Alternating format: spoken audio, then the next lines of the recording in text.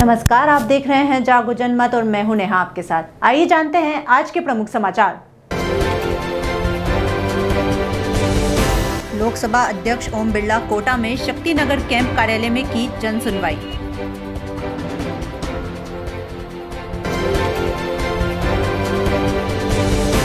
UDH मंत्री शांति धारीवाल ने Kota collectorate में बने नए सभागार का किया लोकार्पण। बाढ़ प्रभावित क्षेत्रों का किया दौरा।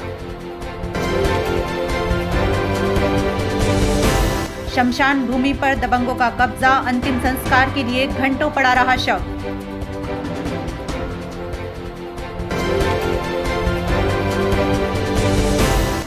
किसानों पर दोहरी मार, एक तरफ से अतिवृष्टि खराब हो चुकी है फसलें, दूसरी तरफ कीट पतंगों का प्रकोप।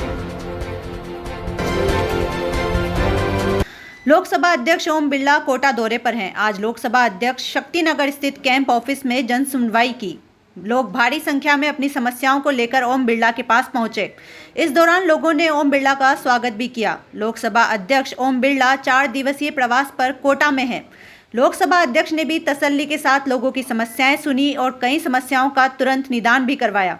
लोकसभा अध्यक्ष ओम बिरला जब भी अपने गृह नगर कोटा में आते हैं तो यहां हर दिन जन सुनवाई के साथ ही अपने दिन की शुरुआत करते हैं। आज भी उन्होंने लोकसभा कैंप कार्यालय में जनता दरबार लगाया और जन सुनवाई की। यूडीएच मंत्री अपने कोटा दौरे के तीसरे दिन जिला कलेक्टर ऑफिस में पहुंचे। यहां वो कोटा उत्तर व दक्षिण नगर निगम के नवनियुक्त सहवरित पार्षदों के शपथ ग्रहण समारोह में शामिल हुए। इसके पश्चात उन्होंने 8 नई एम्बुलेंस को हरी झंडी दिखाकर रवाना कर जनता को समर्पित किया और कहा, इससे मेडिकल सुविधाओं में इजाफा होगा और लोगों को तुरंत मेडिकल सुविधाएं मिल सकेगी। इसके पश्चात मंत्री धारीवाल ने जिला कलेक्टर के ऊपर बने पुराने कमरों को तोड़कर नए नवनिर्मित सभागार का लोकार्पण किया। उन्होंने इसकी आवश्यकता महसूस करते हुए कहा कि इसकी ज़रूरत थी, बल्कि मेरी इच्छा व मेरा प्रयास है कि कोटा में एक मिनी सचिवालय बने। 12 व झालावाड़ में मिनी सचिवालय है मगर कोटा में नहीं है। कोटा में भी पुराने एयरपोर्ट की भूमि पर इसे बनाने का प्रस्ताव हमने केंद्र सरकार को दे रखा है। नगरीय विकास मंत्री शांति धारीवाल ने शनिवार को सुल्तानपुर क्षेत्र में बाढ़ प्रभावित क्षेत्रों का दौरा किया। धारीवाल ने खातौली स्थित राजीव गांधी सेवा केंद्र में बाढ़ पीड़ितों से मुलाकात कर अतिवृष्टि से मकान गिरने से हुई क्षतिपूर्ति के लिए मुआवजा राशि की घोषणा की। धारीवाल ने कहा कि राज्य सरकार की ओर से शीघ्र ही मुआवजा राशि पीड़ितों के खातों में पहुंचा दी जाएगी। ग्रामीणों ने विभिन्न समस्याओं को लेकर धारीवाल को ज्ञापन भी सौंपे।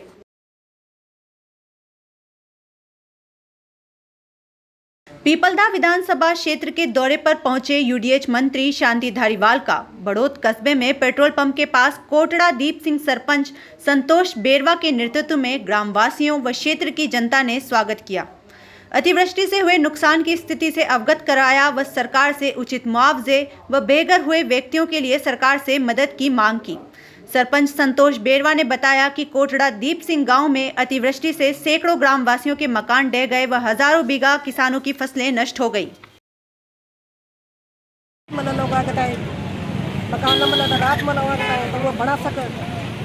और क्या समस्या है कोटड़ा दीप सिंह में? और किसान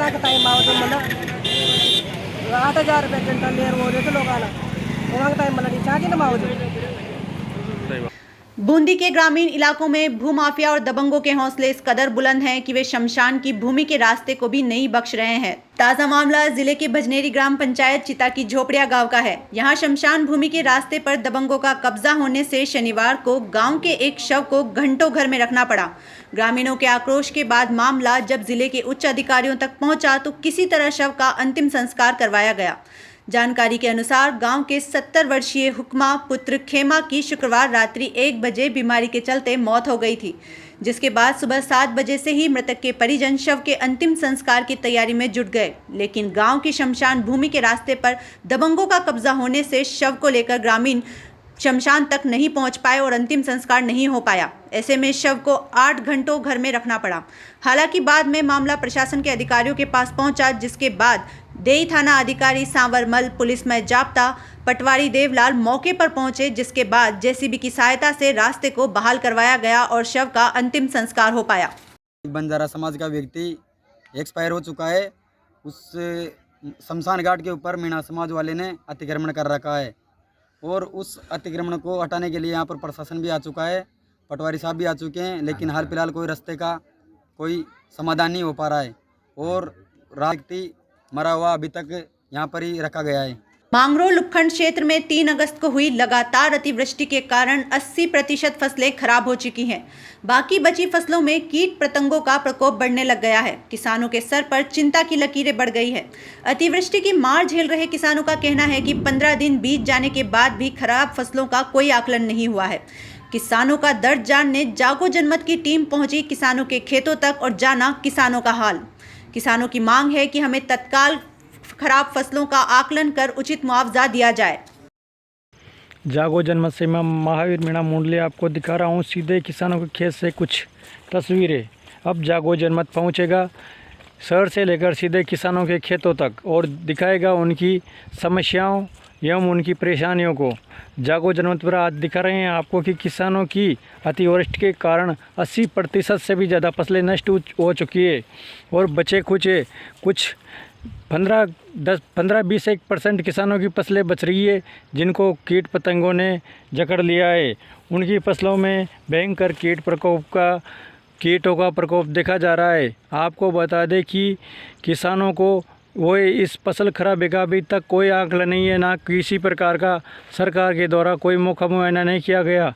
यहाँ के किसानों को पूछने पर पता चला कि अभी तक कोई सर्वे करने नहीं आया, इसलिए यहाँ के किसान बहुत चिंतित हैं और अपनी फसलों को बचाने के लिए दवाइयों का स्प्रे कर रहे हैं। कोटा जिले में सुकेत थाना क्षेत्र के बड़ोदिया गांव में 20 वर्षीय युवक का शव मिलने से सनसनी फैल गई। सूचना पर सुकेत पुलिस मौके पर पहुंची और ग्रामीणों की मदद से शव को कुएं से बाहर निकलवाकर सुकेत अस्पताल की मोर्चरी में रखवाया। शव के हाथ में रस्सी से एक बड़ा पत्थर बंधा हुआ था और 3 दिन पुराना होने से शव से काफी बदबू आ रही थी। मृतक की पहचान 20 वर्षीय गजेंद्र भील पुत्र बहादुर भील के रूप में हुई है। गजेंद्र पिछले 3 दिन से अपने घर से लापता था। पुलिस ने शव का पोस्टमार्टम कर परिजनों को सौंप दिया है। फिलहाल पुलिस मामले की जांच में जुटी हुई है। Chambal fertilisers and chemicals limited Gadepan के सहयोग से सीमलिया, गड़ेपान एवं कुंदनपुर प्राथमिक स्वास्थ्य केंद्रों पर स्वास्थ्य सुविधाओं का विस्तार किया जाएगा।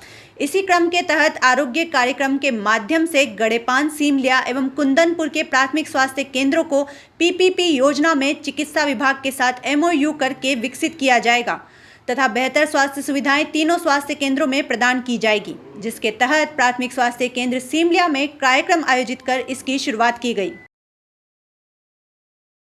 CFCL ने एक संकल्प लिया है कि ये जो PHC है यहाँ के सीमलिया इसमें वो सारी सुविधा करेंगे ताकि मरीजों को कोटा तक जाने की आवश्यकता नहीं। तो आज शुरुआत हुई। वार्ड नंबर 28 से वार्ड पार्षद आजाद हुसैन ने बताया कि मेरे वार्ड में सीवरेज वालों ने सीवरेज लाइन का काम किया था, जिसमें उन्होंने घटिया निर्माण करवाया, जिसकी मैंने संबंधित अधिकारियों से कितनी ही बार शिकायत की, पर उन्होंने आज तक ना तो गड्ढे भरे ना ही रोड रिपेयर किए। जो गड्ढे भरे थे वो भी उखड़ गए हैं और उनको रिपेयर नहीं करवाया गया है। वार्ड में इतना घटिया काम करवाया है कि जगह जगह रोड पर गड्ढे पड़ गए हैं।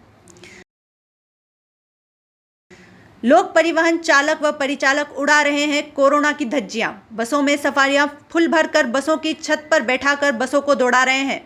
आज ये नज़ारा NH 52 पर बूंदी की ओर से कोटा जाने वाली लोक परिवहन बस में देखने को मिला। 100 की स्पीड पर दौड़ रही थी ये बस। खेराबाद महात्मा गांधी गवर्नमेंट अंग्रेजी माध्यम स्कूल में कक्षा 9 में हुए 11 रिक्त सीटों के लिए BEO संदर्भ प्रभारी मोहनलाल चौधरी की अध्यक्षता, शाला परिवार सदस्यों तथा अभिभावकों की मौजूदगी में लॉटरी निकाली गई। विद्यालय प्रिंसिपल आशा कुमारी ने बताया कि शिक्षा विभाग के आदेश के अनुसार लॉटरी निकाली गई। विद्यालय में कक्षा 9 में रिक्त 11 सीटों के लिए 25 आवेदन प्राप्त हुए थे। उनमें से 11 सीटों के लिए लॉटरी द्वारा विद्यार्थियों का चयन हुआ है। बाकी 14 विद्यार्थी वेटिंग लिस्ट में रखे गए हैं। लॉटरी में निकले भाग्यशाली छात्र छात्राओं की सूची विद्यालय के मुख्य गेट पर चस्पा कर दी गई है।